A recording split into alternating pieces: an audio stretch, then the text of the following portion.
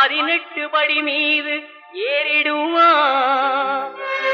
கதி என்று அவனை சரணடைவார். அறிமுகம் கண்டே மயங்கிடுவார். ஐயனை துதிக்கையிலே தன்னையே மறந்திடுவார். பள்ளிக்கட்டு சபரிமலைக்கு கல்லும் முள்ளும் காலுக்கு மெத்தை சுவாமியே ஐயப்போ சுவாமி சரணம் ஐயப்ப சரணம். பள்ளிக்கட்டு சபரிமலைக்கு கல்லும் முள்ளும் காலுக்கு மெத்தை சுவாமியே ஐயப்போ